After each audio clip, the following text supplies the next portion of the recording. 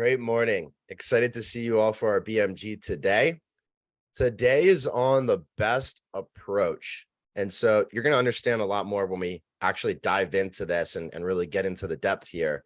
But the story today, and I was sharing this earlier, it was a little bit difficult to find a story on this because what you'll notice is that as we go throughout life, there are a multitude of ways that we can organize tasks.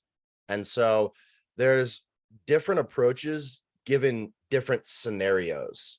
And so, as I was looking through these stories, there were two that really stood out that aren't the most in-depth stories, but I thought that it went along with the best approach. So one of them is very simple. It takes place on a playground, and there are these two boys, Scott and Michael. And Scott and Michael are very good friends. They have very different viewpoints on money, but every day at recess, they go around the playground and they look for any loose change. And so they start to build up this pile of money. But one day, while Scott and Michael are going around the playground doing their little tour, they see a girl that is clearly upset. And Scott goes up and asks, what's going on? And she says, oh, well, I had my lunch money. I had $5. I lost it. They just happened to find the exact amount of change. And so there was this dilemma between Scott and Michael of what to do. One boy said, we should keep the money. The other boy said, well, it's most likely hers. We should give it back to her. And so I think that this is an interesting segment because you'll notice that as we go throughout life, there are multiple different ways that we can approach scenarios. And as we mature and we do this over and over, we find that some approaches work better than others. That's part of the process and experience as we grow and develop.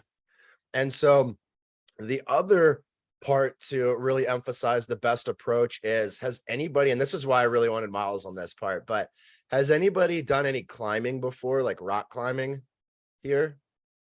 So anybody gone hiking before? Yeah. What you'll know about hiking is that you can just throw on a pair of sneakers or wear a pair of boots, but if you're going on a long hike, you want to have the right shoes, because if you don't, you're going to chafe, you're going to, cut the ankle. All of these things can happen. Now, what you may also know is that when you rock climb, you could not wear hiking boots because they don't fit into the crevices properly. So you have to have specific shoes. And so it's really interesting because often these two things are married together. You don't usually hop out of the car and just see a rock wall right there. You usually have to hike to the rock wall and then you climb it. But which shoes do I bring with me? Or do I bring both and just add this additional weight? And so again, this is a conflict that a lot of climbers come into because it's the best approach. What is the best method for me? Am I more intent on the hike, or am I more intent on the climbing, which would indicate which pair of shoes they should wear? So anyway, I just want you guys to think about this. Now, when we dive in to the best approach, I really love this quote. This is a Tony Robbins.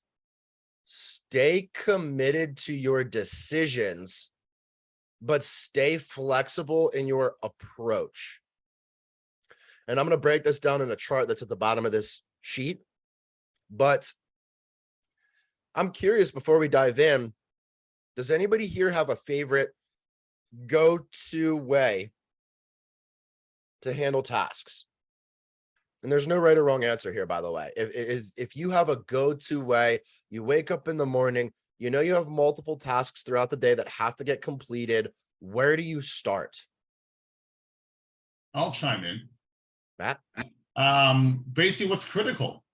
For example, like last night, the AC was leaking like it needed, the pens in a diaper. So that to me was critical. It couldn't wait. So that was a priority. And despite me having many things to do last night, I pulled a Snoop Dogg and I drop it like it's hot. And I did it. I made sure that I was able to sit there and to take care of the air conditioner, at least get some, plastic bins, so it wasn't leaking all over the place. Because if the water had gone over the drip pan, it would have damaged the wood and the surrounding area of the house.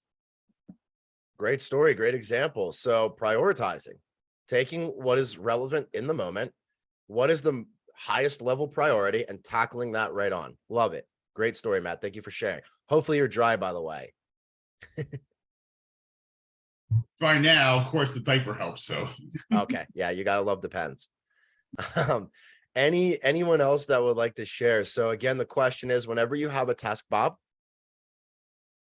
Yeah, so I always like to think of it, I'm either a doer or a feeler.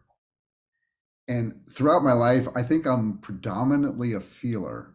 So if I have a task, I'm either going to do it or not do it, depending on how I feel. If I don't feel like doing it, I don't do it. If I feel like doing it, I do it. But then as I've matured, I learned that being a doer, doing it regardless of how I feel, um, has two effects. One, it gets the job done. It's more predictable when I'm in doer mode and I say I'm going to do it regardless of how I feel. I know I'm going to whatever the project is going to get done, and then I examine my feelings after I do it rather than before. Mm. My feelings are always 10 times better after I do it than they would have been if I would have felt, oh, I don't feel like going to the gym today. I feel so much better after I've gone to the gym than I've sat on the couch. Do you know what I mean? Oh, Yeah. absolutely. So I like to be a doer, not a feeler. So I really like this concept, Bob, and John C. Maxwell touches on this often. So I know Ashley is going to laugh because she's heard me say this one before, but one of my favorite quotes of his is, there are two types of people. There's the type of person that waits until they feel a certain way to act. And then there's the type of person that acts so that they feel a certain way. You see, the difficult thing about the first model is that this is actually a victim mindset, because the truth is that what we're doing is we're waiting for the conditions to be right. The truth is they're never going to be perfect. Conditions are never perfect. And so, like Bob just said, that came with experience and maturity. But now you're able to recognize that, hey, if I do this, I'm going to feel a certain way. So let's go do it. And you've shifted from the feeling side to the action side. So I love that. Great stuff. Anybody else have one they'd like to share? I will. Okay, Meg. I usually make a list like in the morning of everything Mm. I have to do for the day. And then I try to get the ones done that I don't want to do. I do the ones that I don't want to do first and then save the more fun ones for last. So that like I get the hard tasks out of the way and then I get the easy ones done after. Love this, Meg. So this is a really good approach, by the way. So she said a couple awesome nuggets here. Number one, the list. I think that's so critical because that gives you direction, right? If you wake up and you create your list, you know exactly what you need to get done for the day. And then she's saying, look, I just want to get those difficult things done first because I know I don't enjoy them. So let me move past them and then I can do the things I actually enjoy. This is going to make some people laugh, but this is the way I eat. If I have a plate and I favor one thing over the others, I will save that until the very end, right? I'll eat the things that I just want to get out of the way first so I can just get them out of the way. But then I savor what I want the most. And this may sound really funny to people, but you probably have heard the quote, how you do one thing is how you do most, or how you do all things. And so this is a really simple way to analyze how people think based on how they're eating, and it's so simple and rudimentary, but I mean, it's a psychological approach. So I love that, Meg. So, unless there's anybody else, we'll just keep on trucking along. Anybody else want to share? Okay, cool. So, there are two predominant approaches in the psychology world, and they are referred to as the top-down approach and the bottom-up approach. So I've kind of changed the vernacular here a little bit, and this isn't 100% how they would be viewed, top-down or bottom-up, but I think conceptually they're about the same. So the first approach, you guys have heard me say before, I used this framework or this term because for me, it's a lot easier to remember eat the frog than it is to remember bottom up or top down. I just think that those can get convoluted very easily. Eat the frog, easy concept, get it, cool, right? So this is what Megan was just saying. It is that you, first of all, I love the list concept. If you're very clear on what you need to get done, extremely helpful. Ty Lopez is really big on this. And by the way, creating a list should not take you a whole lot of time, right? This is something that you can realistically do under 3 minutes. So not a whole lot of investment in time, but gives a lot of direction. So you have your list, and then you want to do the largest, most robust, the most undesirable task first.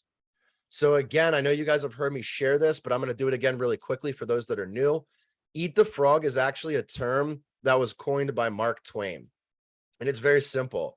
It's the concept of if you wake up in the morning and you do your worst task, or think about eating a frog, you know, and he says to actually do this.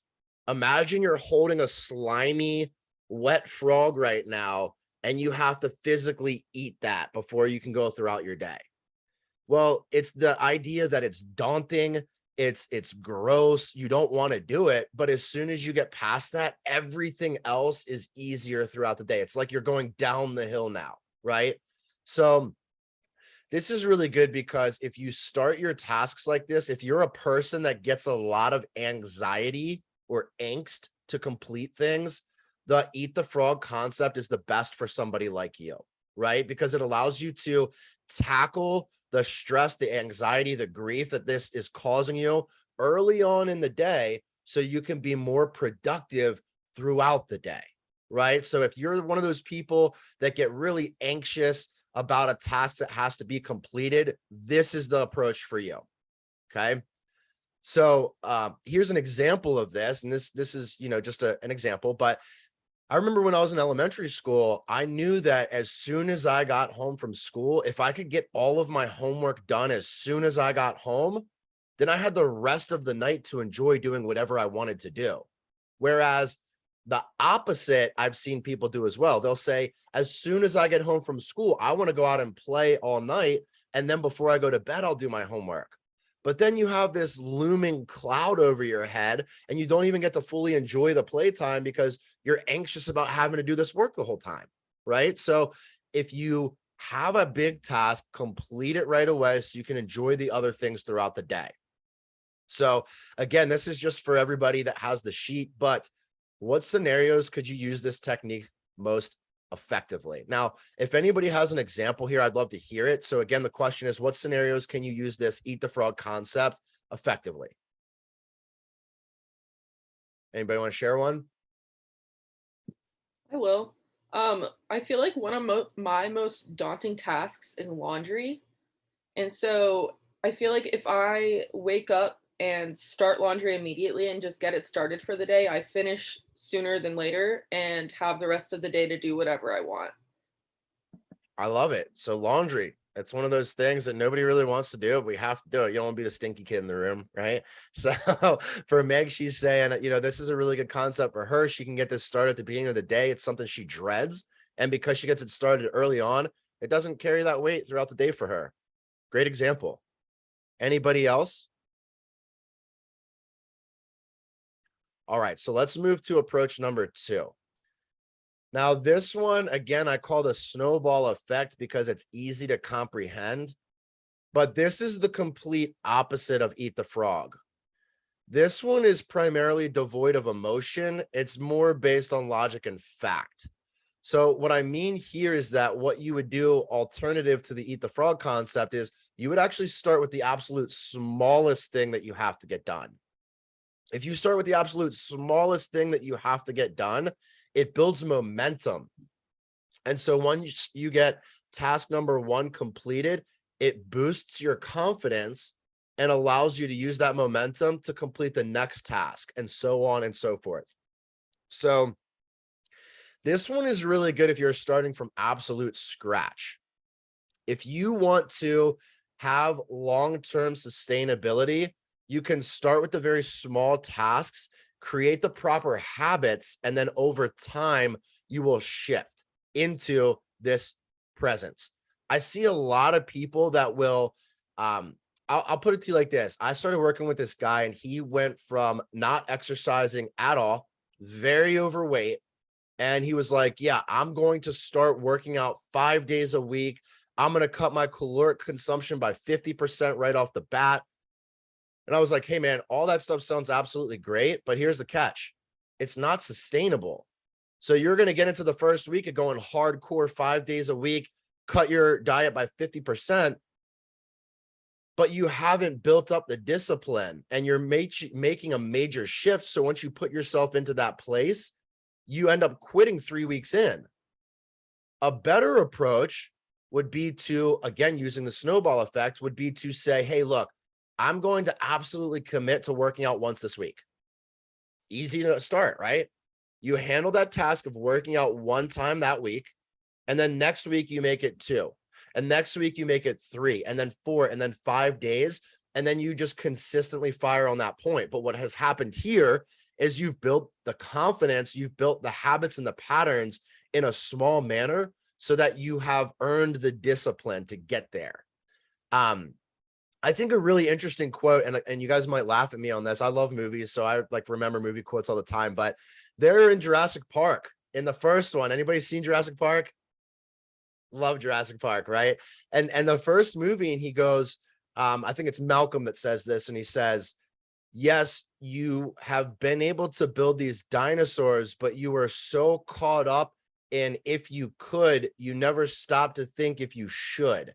He said, your scientists have built this information on the backs of previous scientists, but you haven't earned the discipline to actually build this. And so what he was really saying is that you took all this information that other scientists have completed, and you just took it a level further because you had the money to do so, but you didn't earn the discipline to get all that information. And so you didn't actually know what you had in front of you. Dinosaurs are awesome. But when we come back to this and talk about the snowball effect, again, it comes to that point that if you want to cold turkey or make a massive shift, that often is not long-term sustainable. So when we use the snowball effect, we start with little baby steps because that way we've earned the discipline. We know what we're building and we know what it takes to get there. So again, this is more of a psychological tool to build your confidence through small wins. Anybody have any scenarios that this would be applicable or helpful, or any times that you've been able to use this personally?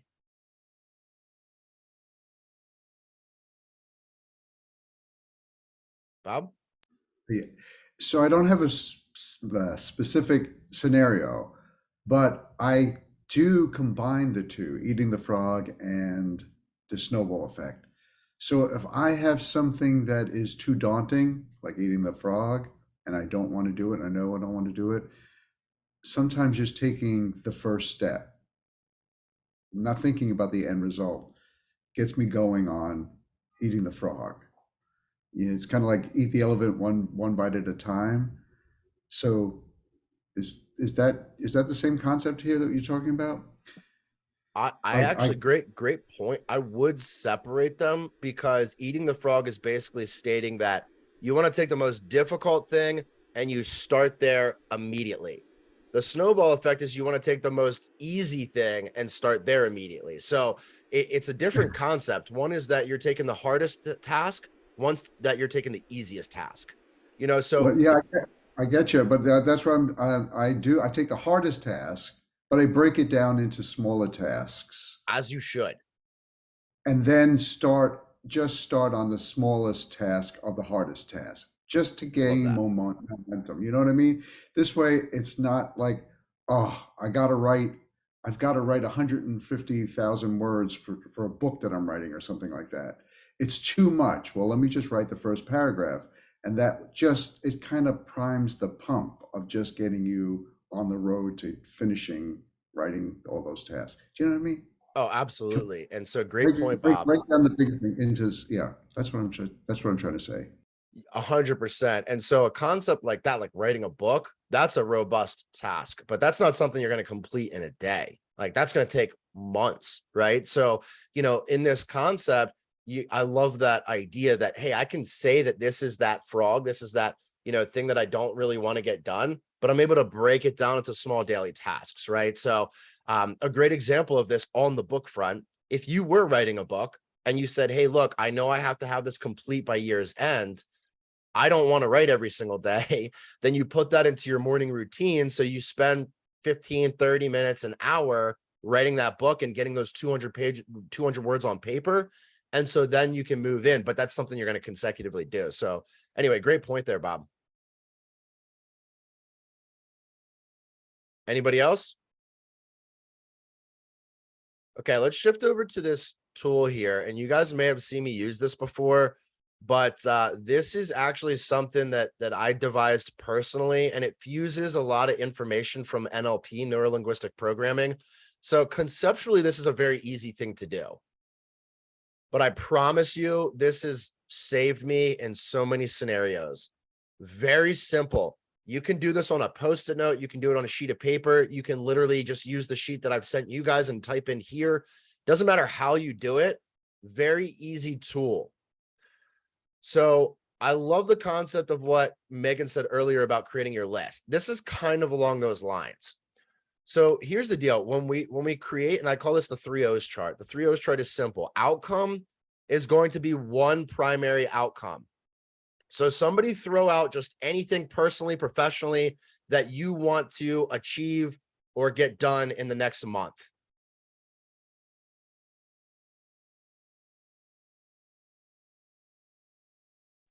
Make Anything. $5,000. Okay, so $5,000. Love it. Okay. So oops, not L. So make $5,000. That is the outcome. Okay. That doesn't shift. We're very clear on the outcome. And that's it. We only put one particular outcome here. Okay. The more detail, the better, but that also comes into the options part. So let's talk about this. What are some options, Brennan, that you could do to make 5K? Talk to me. And don't say sell your kids. I know you love your boys. Yeah, I'm not gonna do that. Although sell my dog some days. No, a couple of things come to mind. One, I could find someone willing to pay higher commissions in some sales work I'm doing. Number two, I could find some clients for my yet to be launched coaching program at $2,500 for 3 months of work. Amazing. Anything else?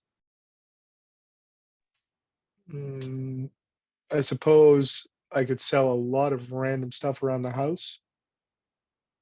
Not my kids. Does anybody else have any ideas of ways that Brennan could make the 5K? You can pimp yourself out. My wife may not appreciate that, but there is that option. I could sell a kidney, I suppose, as well. You know, look, dude, pimping ain't easy. So Matt knows. Matt knows. yes, I'm Hebrew Ho. Anything else, guys, that stands out?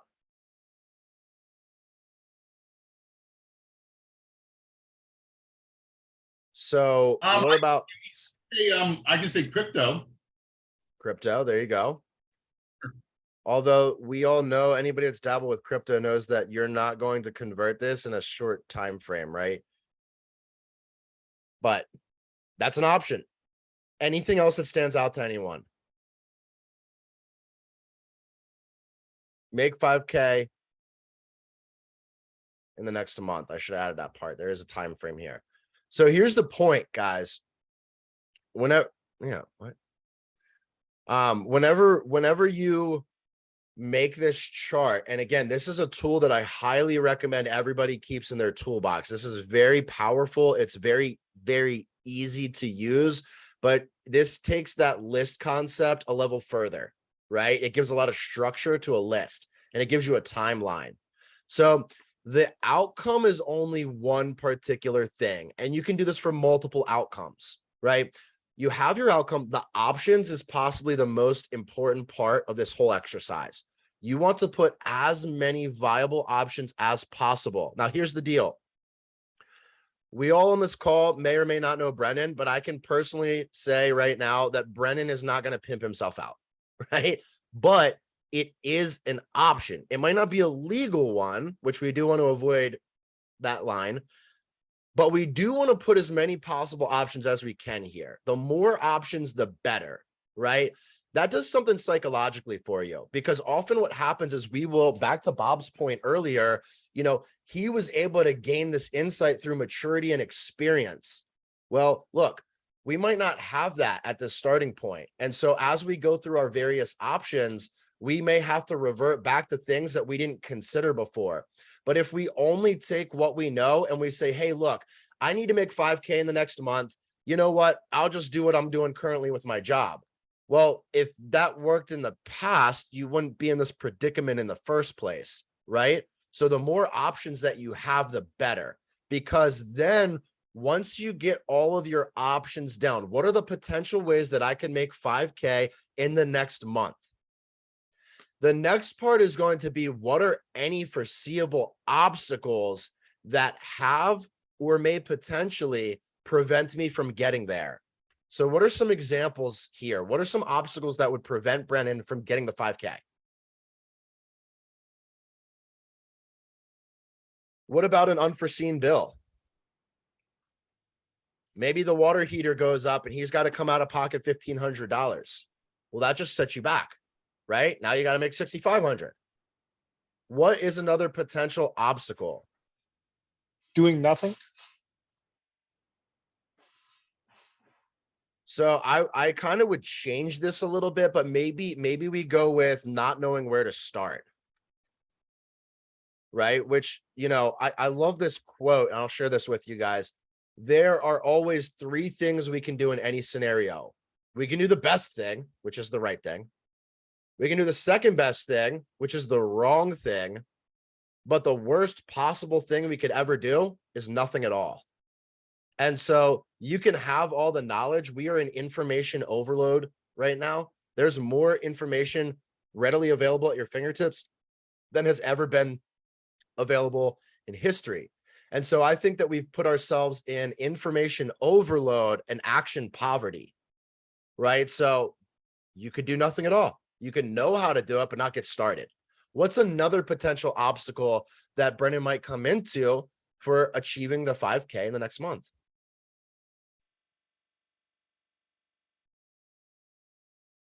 So we said he might hit an unforeseen bill, might get caught up in action and not do anything. What else could prevent him from getting there? He can't pimp. Okay, so let's say means. So doesn't have the knowledge for the means to achieve, right? Maybe he doesn't have the connections. Maybe he doesn't know where to get started, or the resources, right? So let's call it lack of means or information. Doesn't know how to start pimping, right? What else? Anything else that stands out, guys? Meg? I would say maybe like not being able to control other people. So like maybe not being able to achieve getting new clients or getting those higher commission sales. Okay, this is a golden nugget, because any person that's ever been in business has faced this. And this is what we're talking about here, is out of control. So here's the deal. Great point, Megan. I'm going to tell you a real life story. I've got an individual that I work with right now, and he told me he works within a SaaS company, or a churn company. So basically what he's selling is a marketing program and software to other companies. And so he went through a whole entire quarter. After having his best quarter, he went through Q3. This is a true story. He went through Q3 and didn't make any of the sales that he had planned for or anticipated. Literally a goose egg, 0 for the entire quarter. Meanwhile, Q2 was his best quarter in the history of the company. And he came back to me and he's like, man, I hate working with these people. They suck. I don't need them. I'm just going to go get my own results myself. And I was like, hold on here, buddy. Let me stop you there for a quick second. Here's the deal. In order to go through any process, features, benefits, sales, providing value, whatever it is, you can only do so much. If I send a contract to a second party, I cannot control if they sign it or not. That is completely out of my control. So if I'm going through a client acquisition phase, I'm increasing the amount of clients that I have in my book of business. I cannot control if they sign that agreement or not. Completely out of my control. So what can I control in this scenario? What's one example? Well, the amount of people I talk to, right? So if I say, hey, look, I have no control over who or when or how or why people sign this agreement, but if I go and send 10 agreements this month, I know for a fact somebody is going to sign, right? So I focus on what's in my control and I avoid what is not within my control. And that's a really good point to this because, and great example again, Megan, but my outcome is I want to make $5,000. I have all these different ways that I could achieve that. I get into this obstacle of, well, it's out of my control. I sent a $5,000 proposal to somebody and they didn't sign it and send back. What do I do? What do I do? You go find more people, right? You go find more people that you can send these agreements to, and eventually somebody's going to sign. If you continue knocking on doors, eventually a door is going to be open. It's just a fact. It's a numbers game, right? Great point. Anything else, guys? Any other obstacles that could prevent Brendan from getting the 5K? Bob? Well, I always think of the internal obstacles like limiting beliefs 100%. or I have never done it before, so I'll never be able to do it in the future. Or I'm not good enough to make $5,000. Or my body just nobody wants to buy it. You know, the internal obstacles. So a lot of these that we talked about so far are external, I really have no control over, but we also have internal obstacles that we have a lot of control over that prevent us from meeting our outcome. Amazing point, Bob. And this is so crucial. I have seen so many people that are willing, able, knowledgeable. They deserve the success, everything that they could possibly need, all the potential and opportunity right in front of them. I know you guys know what I'm talking about, but we have conversations where we tell ourselves we don't deserve it or we're not good enough. How many times has this That's been prevented me for us? far too long. I've That's been been there. me for far too long. Has anybody else been there? Brendan said it's him for far too long. Has anybody else been there, caught behind limiting beliefs? Everybody, right? If your hand didn't go up, you're lying to yourself. The truth is we all face limiting beliefs. We all have gone through this process of telling ourselves we don't deserve it or we're not good enough. Everybody does. It's human nature. But guess what? Now that, an amazing point, Bob, I'm so glad you brought this up. But now that we've been able to identify this as a new obstacle, what did that just give us in terms of options? It just gave us a whole nother option, right? What is a viable option to conquer this stuff? What's just one viable option to conquer a limiting belief or the thought that you're not good enough? I'm going to put this in a larger category. So I'm going to just simply call this personal development. But here's what that really means. If you have limiting beliefs, if you're telling yourself you're not good enough, well, that means you need to increase your skill set. You need to develop the thought process. You can do this a ton of different ways, by the way. You could go to a course. You could go to a local college seminar, and they do these for free all the time, by the way. You could literally go and find out a local college seminar that's going to be held this week that will help you on limiting beliefs. Boom. You could hire a coach or a mentor. You could jump into a course or a program. You could buy a book. You could get an audio. There are so many little things that you can do to face the limiting beliefs or the thought that you're not good enough. Now that goes back to the options. Why does this go back to the options under personal development in getting 5K? Why?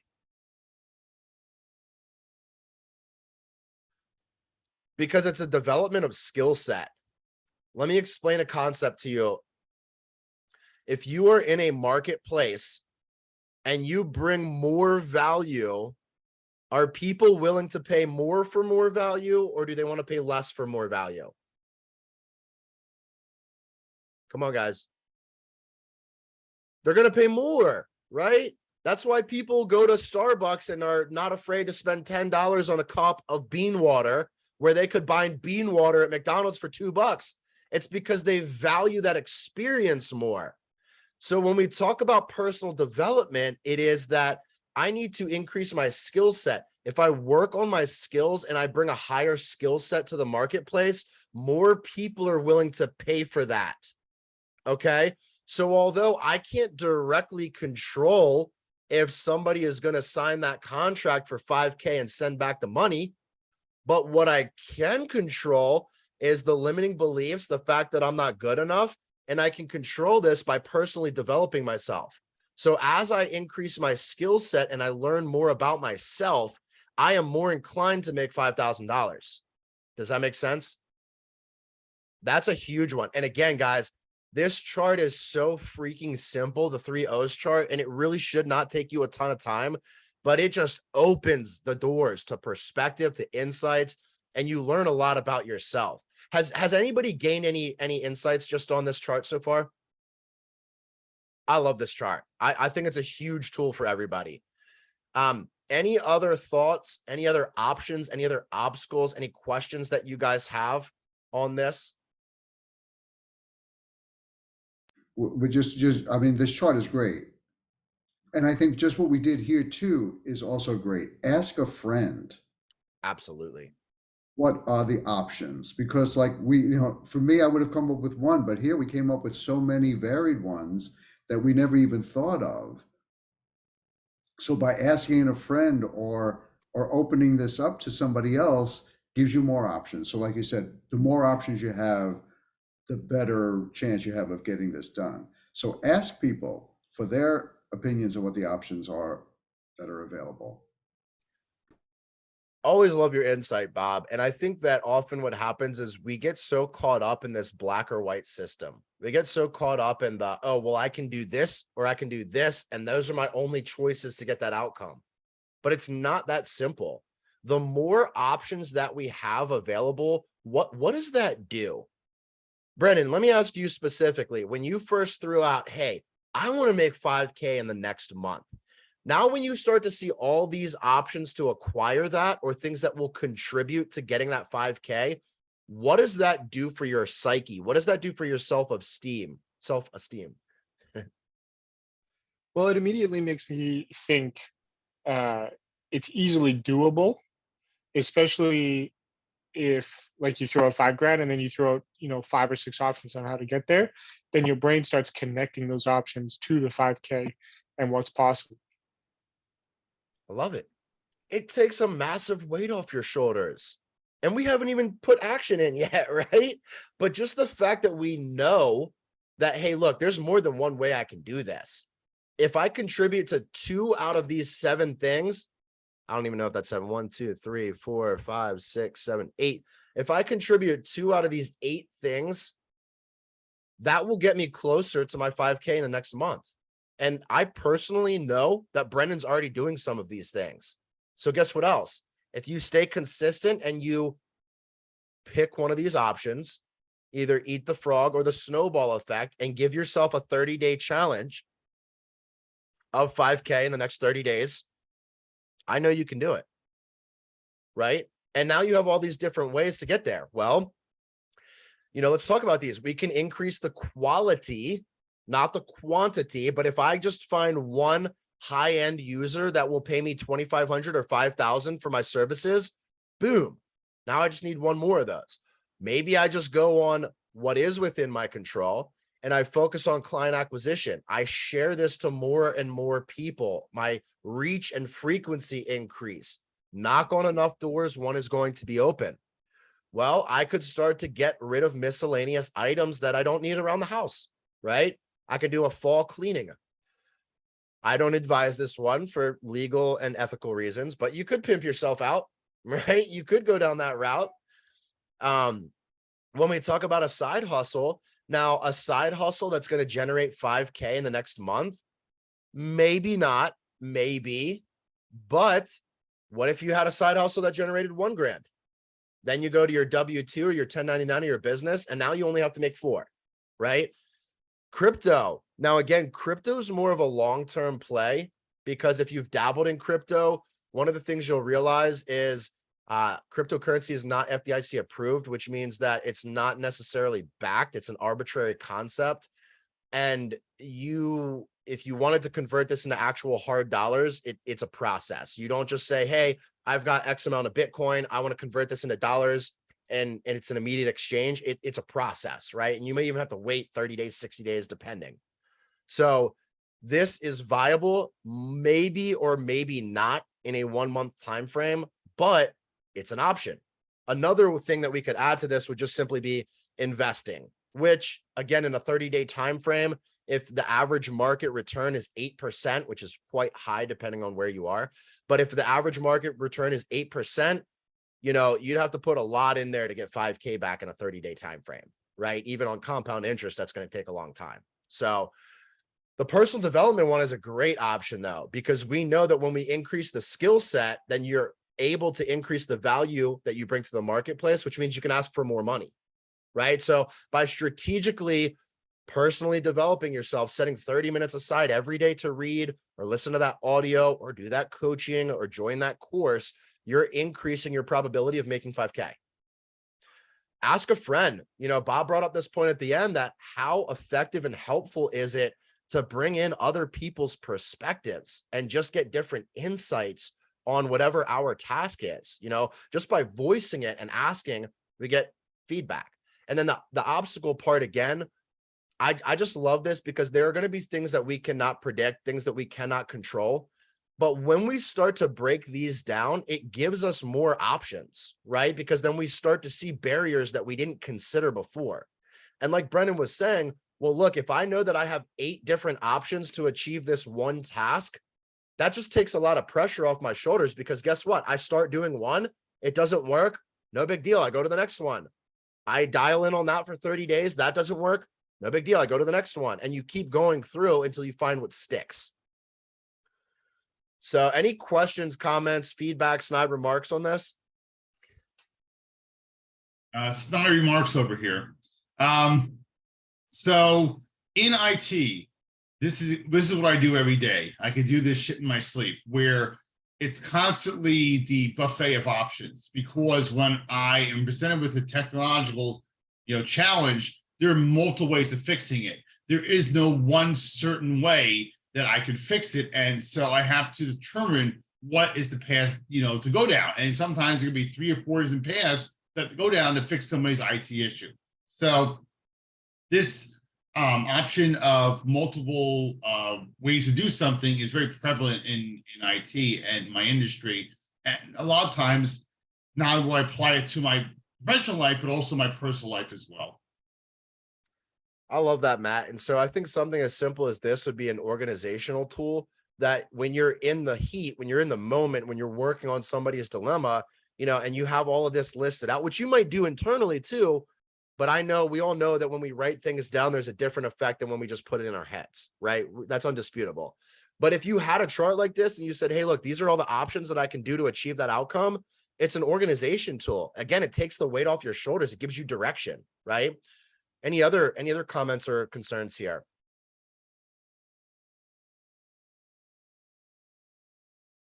Well, just to piggyback on what Matt talked about, sometimes that could be a problem because of paralysis by analysis, right? There So it I have is. so many options. Which one do I take?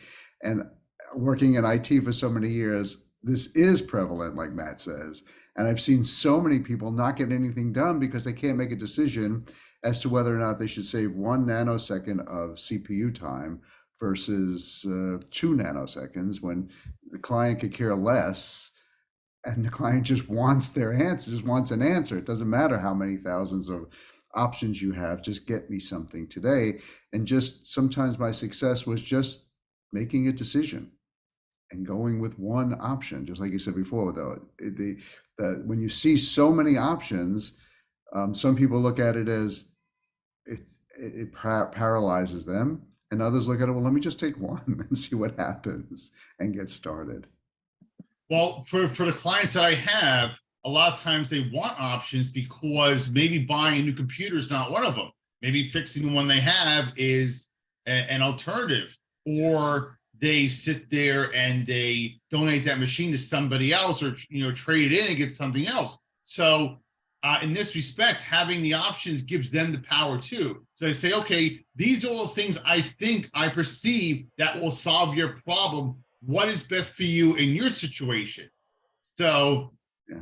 you know, do you choose the diamond? Do you choose, the Ferrari, or do you choose Rihanna? Which one's better for you?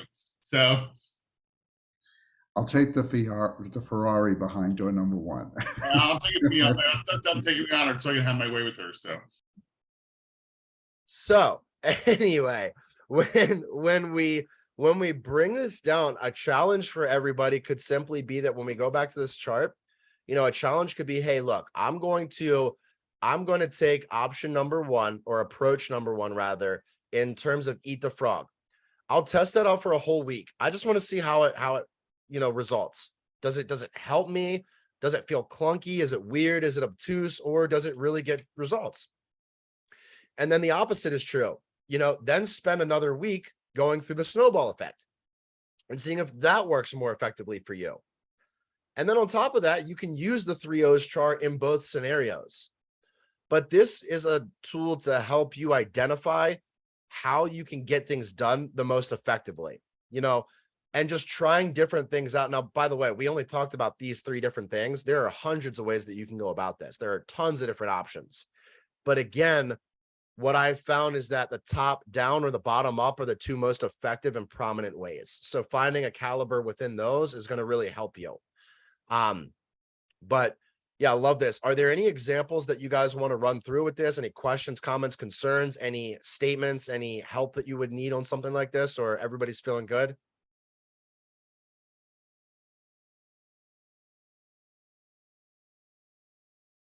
So again, I would challenge everybody on this call, test it out, take it for a test drive, whether you use the 3 O's chart or you just use the eat the frog or the snowball effect, but go through these over the next week and just see what happens, see how it helps. Because I don't know about you guys, but when Brennan said the 5K, I guarantee a lot of people on this call were like, well, shoot, I could go for an extra 5K this month too. That sounds really nice.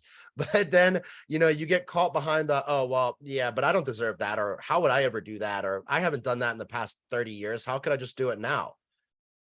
But when you have these options and you put it into action, it gives you the direction to make it attainable. It is possible. I'll give you a personal example. I am on a mission for Q4 to do at least 1 public speech every single month. As soon as I put that on paper, last week alone, I booked 4 speaking engagements, right? So when you put the intention behind it and you have the goal and the direction, try a bunch of different ways and see what gets you to that point. But, does anybody have a really good example or definition of what success means to you? And does anybody have one? Because here's what I've learned is that everybody could go off and share their definition of success. It doesn't matter what it is. It boils down to progress. It's some form of progress. Success means that you are not the same person that you are right now 2 years down the road, 5 years down the road, 10 years down the road. If you have not evolved, changed in some capacity, if you have not learned something, if you have not moved the needle forward in a year, what the heck are you doing? And this is not a personal attack on people, because I was guilty of this myself. But the point is that any definition of success is a form of progress, whether you're progressing your income, your living environment, whatever it is, you are going from where you are now and evolving into something else. To get to that point, you got to first know what that looks like. You have to have options to get there. And I also really love the concept Bob brought up earlier, but you also have to face those limiting beliefs. If you have not done it before, psychologically, you probably don't think you can, but you can do it. You just have to take a different approach.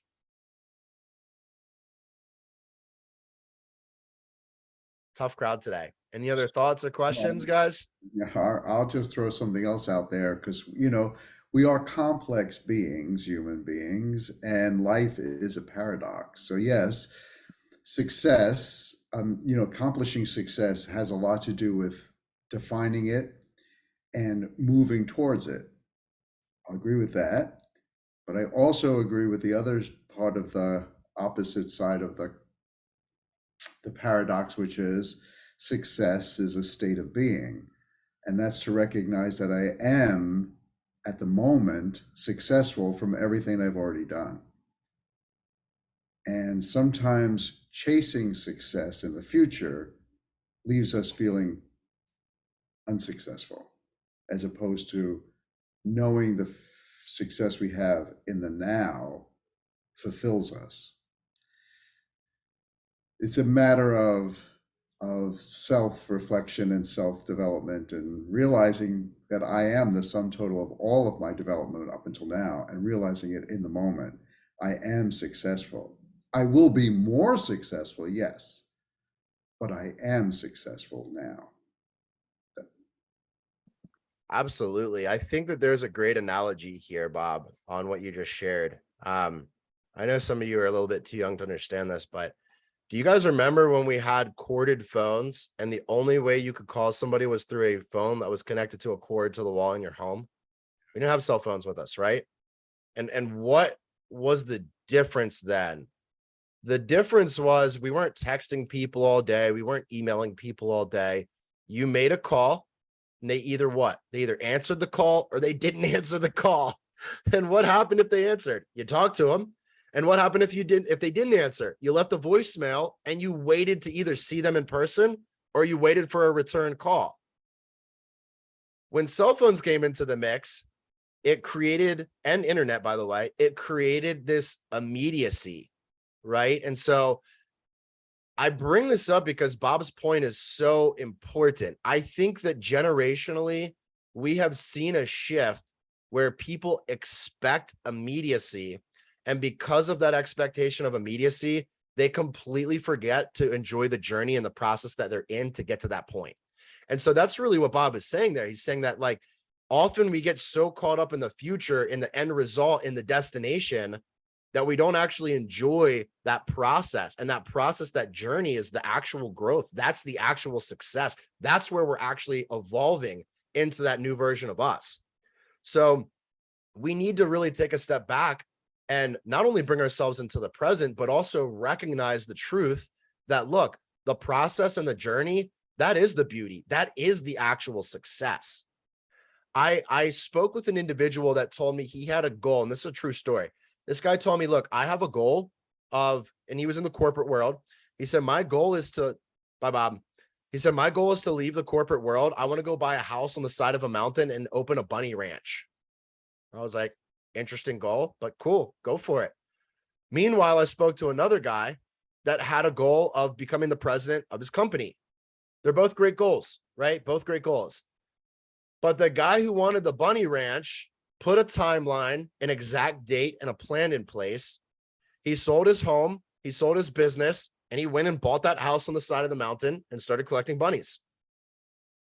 The other individual who wanted the presidency had no plan in place, had no hierarchy, didn't have any strategy to get into the next level of management. And so he was in the same place 2 years down the road.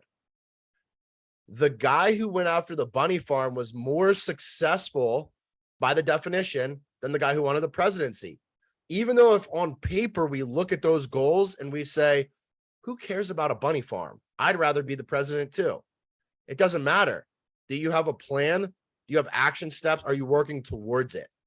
So anyway, when you go throughout your day, when you go throughout the next week, I challenge you guys to refer back to this best approach exercise and implement. See what's the best fit for you. Test it out, try it, and use that 3 O's chart. It's so helpful. Any last minute questions or anything, guys? Now, I mean, I have a comment about what you said about the impatience of people with technology. I was speaking to some girl yesterday. I was driving, and it was on Snapchat, and it was 10 minutes that went by, and she had the audacity to say to me, "What took you so long? What was the delay?" And it floored me and turned me off, the fact that she had the attention span of a 2-year-old.